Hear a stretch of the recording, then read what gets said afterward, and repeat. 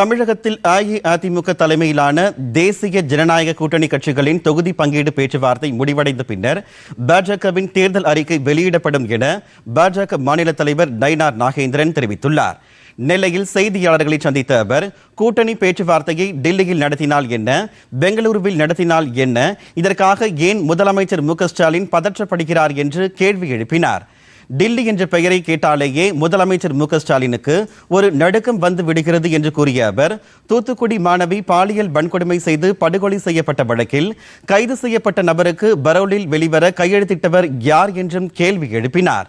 2 மாதங்களுக்கு ஒருமுறை மின் கட்டணம் கணக்கிடப்படும் என்று கூறி ஆட்சிக்கு வந்த திமுக அரசு அதை நிறைவேற்றாமல் விலைவாசியை உயர்த்திவிட்டார்கள் என்றும் அவர் குற்றம் சாட்டினார். தொகுதி பங்கீடு பேச்சுவார்த்தை நடத்துவதற்காக மத்திய அமைச்சர் பியூஷ் கோயல் நாளை சென்னை வருவதாகவும் நயினார் நாகேந்திரன் அப்போது குறிப்பிட்டார். நமது முதலமைச்சருக்கு ஒரே பயம், டெல்லினாலே ஒரு நடுக்கம். டெல்லினாலே இங்கே கில்லியாக நடக்கிட்டு இருக்காரு முதலமைச்சர். ஏன் அப்படின்னு தெரியல. அதாவது எங்களுடைய கூட்டணி நாங்கள் பெங்களூர்லேயும் பேசுவோம், டெல்லியிலையும் பேசுவோம், தமிழ்நாட்டிலையும் நாளைக்கு தமிழ்நாடு இனிமேல் தான் பேச போகிறோம்.